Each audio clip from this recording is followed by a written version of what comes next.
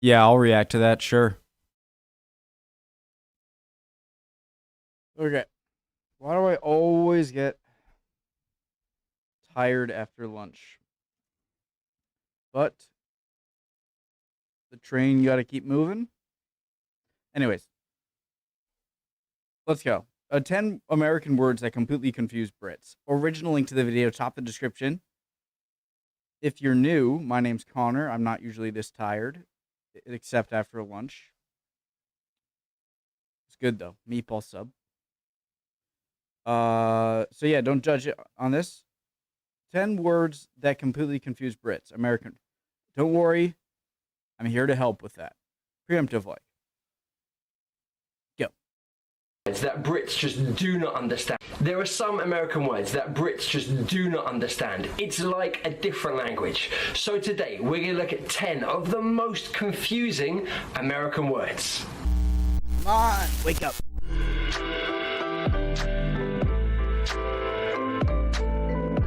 We're going to count down from 10 to number 1, the most confusing word. So let's kick off with number 10. Number 10, realtor. Realtor. I don't even know if I'm saying that correctly. Guys, maybe you should correct me in the comments. That's correct. Realtor. Or a real estate agent. So it's like either realtor or, get rid of the TOR and put the real in front of the estate as one word. And that would also be how you'd say it. So estate agent. Okay. It's below. Realtor. Now, in British English, we would say estate agent. It's somebody that sells houses. Now, I get it. I get the connection because realtor works in real estate. Real estate is property in American English. So someone that's selling houses works in real estate. I get it. So realtor is the person and real estate is the industry. But I don't even know if I'm saying it correctly. No, you're saying it perfect. I feel like if you ask someone, oh, what do you do? And they were a real estate agent, I feel like half the time, like, oh, I'm a realtor. Or like, they'd probably say, I'm a real estate agent. That's what they would say. Oh, what do you do? I'm a real estate agent. That's right.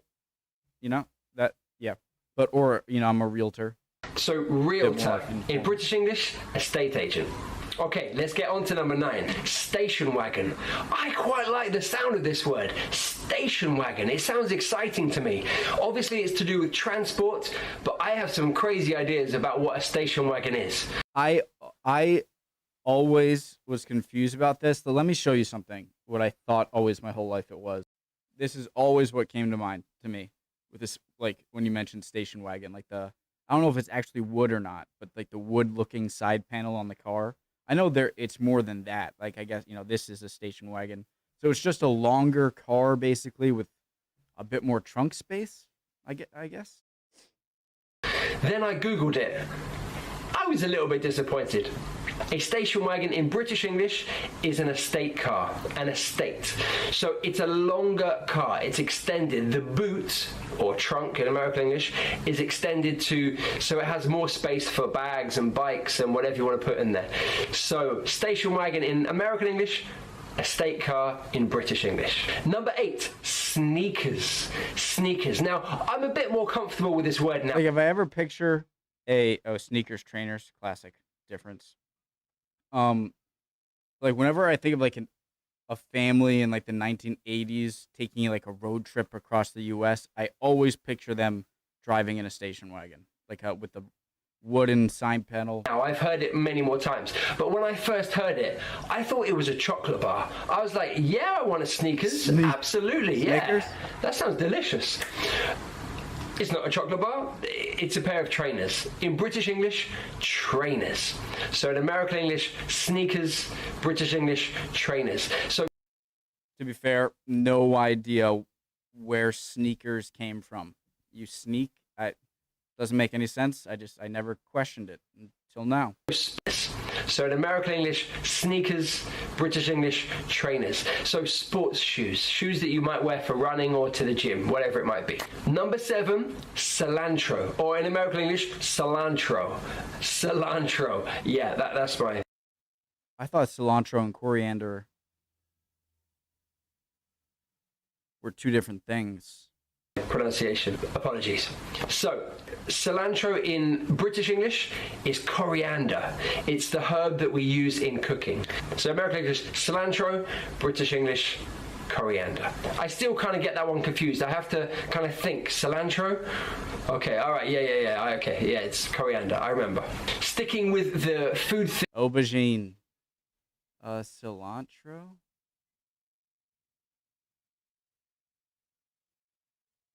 Like, what is it usually? Like, okay, cilantro. So, okay. So, like, so it's like a garnish you would put on like a chowder or like a soup, like a thick soup garnish. Okay. I'm waking up a bit more from my food coma. Theme number 6, eggplant. Eggplant. Now, again, I've heard this one enough times now that I do finally understand that eggplant is aubergine in British English, but to begin with, I had no idea. And I was a little bit disappointed because I love eggs, and I thought maybe there might be a plant that made eggs. It's not true. Yeah, it's called the chicken. That is the eggplant. Anyway, eggplant in American English, aubergine in British English. I never heard, maybe I did hear aubergine, it just didn't process until I started watching videos like this. Yeah. Number 5, this is one I did not know. Until I was researching this video, I had no idea. Blinker.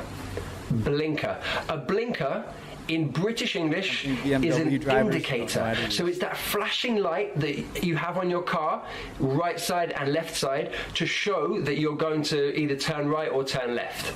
So in British English, we would say an indicator, because you are indicating where you want to go. You are showing. But it blinks. It's a blinker. It blinks.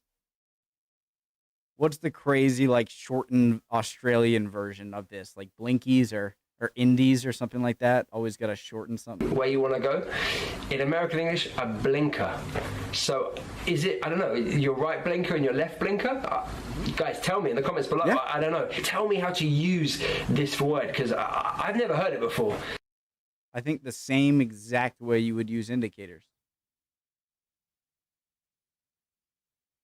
So do you turn on your blinkers? Yeah. Don't know.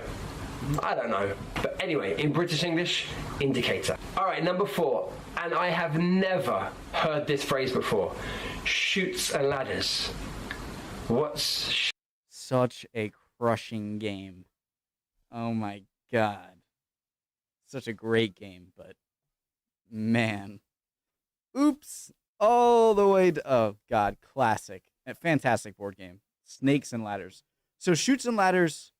it should be called like slides and ladders, because it's called chutes and ladders because there are ladders that, for anyone who doesn't know how to play the game, it's like you have to go up the board, right? And it goes like this, and you need to finish the top. But sometimes, like, you roll the dice. Is it dice? Yeah. You can land sometimes on a chute or on a ladder, and if you land on a ladder, you'll be able to skip up a bit to get to the and if you get on a chute, you have to slide down, right? And so in the British version of chutes and ladders, are there not slides? Like, are there snakes instead of okay. Chutes and ladders. Chutes. Again, I had to Google this one. Okay, Chutes and Ladders is a famous game that in British English we would say snakes and ladders. You know, it's that board game where you go up the ladders and then you go down the snakes. But in American English, you go up the ladders but down the chutes. I kind of get it, because like a rubbish chute is like a tube that you throw rubbish down and it kind of goes down into the basement or wherever the bin might be. So I guess I understand why it's a chute. That makes sense, kind of going down. It's okay. In fact, you know what? It makes more sense than a snake. But okay, there are, yeah, I'd say they both don't really make sense because it's a slide, but I got to give it to the snakes. I prefer the snake. Anyway, shoots and ladders in American English, snakes and ladders in British English. All right, number 3. I didn't know this word until about a month ago. And even now, I don't know how to spell it. I was like in Google, I was typing all the different variations I could. Finally, I found the correct spelling. The pronunciation, I'm not quite sure, but faucet, or faucet. Yeah, in an American accent. It sounded like he was saying force it, but I guess it's faucet, but I guess in a British accent it'd be faucets. I don't know, faucet. But like tap water is water that comes from the faucet. I feel like you could use these interchangeably in the US. Like, oh, can you just get some water from the tap? Can you get some water from the faucet? We'll be able to know what it is either way. It's just, yep. Faucet? It's definitely not that. Yeah. Turn off the faucet. Yeah. It's not that, I know. Okay. This guy's not. So, a faucet, I'm going to say faucet, because that's how I say it, is a tap. A tap. So in British English, we say tap. In American English, they say faucet. Sorry, faucet. No, it was perfect. I mean, totally different word. I've never ever had to use that word. I've never seen it written. I've barely ever heard anyone say it. Do Americans say it? I don't know. You guys tell me. Am I just imagining we use it? Yeah. Yeah, for sure. The faucet. But again, tap would work. But yeah, if you're ever in America and you want to use the tap, you can say, excuse me, where is the faucet? Or you can say, where's the tap? Number 2, we're getting close. We're counting down to number 1. Number 2, sophomore. I had no idea what this word meant until I heard it used about a basketball player. So sophomore, I think, is someone in their second year of college or their second or high school. Year of high school, I think. I don't know. I'm going to check this. Hang on. I'm going to double check this. Yes. Okay. I was right. It is. So someone in their second year of college or high school. British English, we don't have a word for that. I don't know. I don't know what that is. I don't know where you're in your second year. That's what. Yeah. For like we have like for me, the first time I attended school was preschool, which is when I was like 3 to 4.5 years old or 4 years old, and then I was in kindergarten for when I was 5 years old, and then you go from first grade, second grade, third grade, like for first, second, and like for elementary school, like your first year, you wouldn't call yourself, oh, I'm a freshman, first grader, like first grade, second grade, third grade, fourth grade, fifth grade, sixth grade, seventh grade, eighth grade, and then 9th, 10th, 11th, and 12th. It's just 9th, 10th, 11th, and 12th are referred to as freshman, sophomore, junior, senior. And then same with college. First year college, freshman, sophomore, junior, senior. So, yeah. That's what we'd say. Certainly in university, you'd say, I'm in my second year, or I'm a second year student, maybe. But we don't really have a word for that. Obviously, I have taught the word freshman before. Freshman is the first year of college or high school in America. In British English, it's a fresher. So, first year of university, you are a fresher. All right, are you ready for number 1? Because this one is crazy. Number 1, the most confusing American words. Bangs. What are bangs? What on earth are bangs?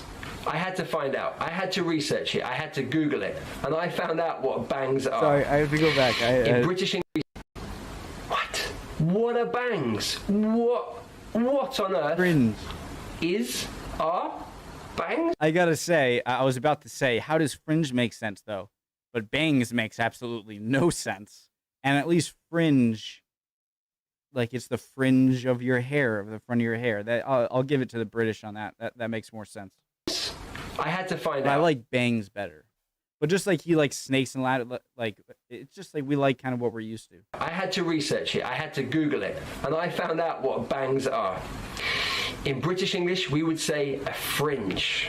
a fringe. It's when you have hair down here like this. I was so confused about how you use it, because in British English we would say a fringe, so she has a fringe, but in American English there's no there's no article, so she has bangs. So there's no article, but it has an S, but it's not countable, it's uncountable. Oh, so confusing. So I love your bangs means I love your fringe. Okay, all right. So if I went to the hairdresser, I would say in British English, can I get a I don't know why fringe sort of sounds like a dirty word to me. I guess I'm just a freaking Puritan I don't know. fringe? Okay, all right. So if I went to the hairdresser, I would say in British English, can I get a fringe, please? Can I get a fringe? But in American English, what would you say? Can I get bangs? Huh? Okay, all right. So if I went to the bangs, oh, so confusing. So I love your bangs means I love your fringe. Okay, all right. The hair that covers, that goes, the front hair. It's not that front hair, like I don't have bangs right now, right? Because I have the front of my hair right here, but it's not down, and so I don't have bangs, I have bangs. I don't have bangs, I have bangs, So if I went to the hairdresser, I would say in British English, can I get a fringe, please? Can I get a fringe? But in American English, what would you say? Can I get bangs? Yeah, Okay, all right. I'm so confused here. What does he mean? I love your bangs means I love your fringe. Okay, all right. So if I went to the hairdresser, I would say in British English, can I get a fringe, please? Can I get a fringe? You don't say, I want fringes?